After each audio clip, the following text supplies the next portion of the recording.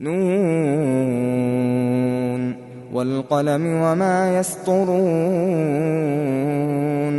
ما أنت بنعمة ربك بمجنون وإن لك لأجرا غير ممنون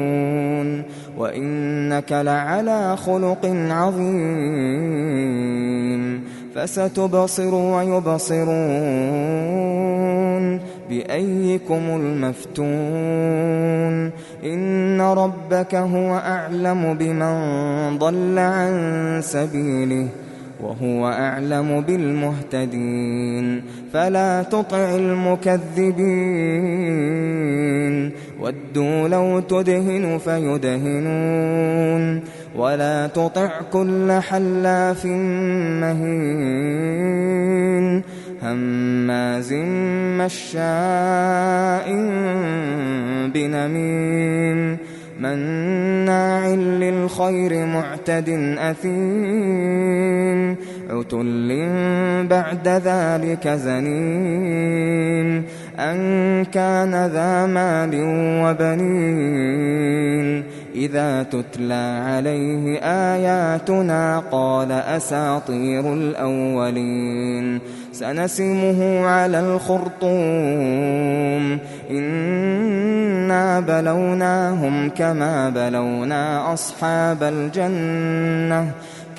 بلونا أصحاب الجنة إذ أقسموا ليصرمنها مصبحين ولا يستثنون فطاف عليها طائف من ربك وهم نائمون فأصبحت كالصريم فتنادوا مصبحين أن اغدوا على حرثكم إن كنتم صارمين فانطلقوا وهم يتخافتون ألا يدخلنها اليوم عليكم مسكين وغدوا على حرد قادرين فلما رأوها قالوا إنا لضالون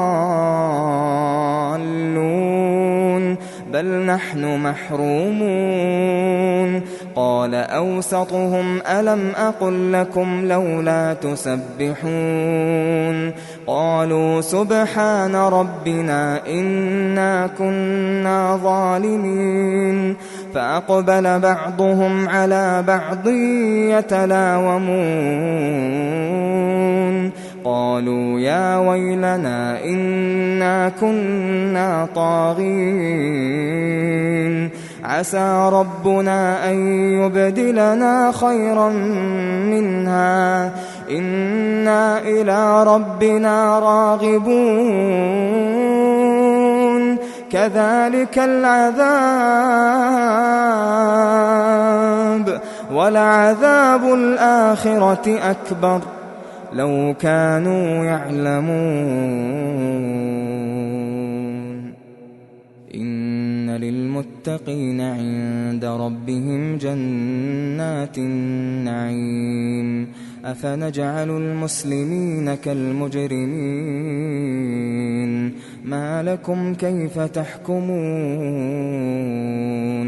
أم لكم كتاب فيه تدرسون إن لكم فيه لما تخيرون أم لكم أيمان علينا بالغة إلى يوم القيامة إن لكم لما تحكمون سلهم أيهم بذلك زعيم أم لهم شركاء فليأتوا بشركائهم إن كانوا صادقين يوم يكشف عن ساق ويدعون إلى السجود فلا يستطيعون خاشعة أبصارهم ترهقهم ذلة وقد كانوا يدعون إلى السجود وهم سالمون فذرني ومن يكذب بهذا الحديث سنستدرجهم من حيث لا يعلمون وأملي لهم إن كيدي متين أم تسألهم أجرا فهم من مغرم مثقلون أم عندهم الغيب فهم يكتبون فاصبر لحكم ربك ولا تكن كصاحب الحوت إذ نادى وهو مكظوم لولا أن تداركه نعمة من ربه لنبذ بالعراء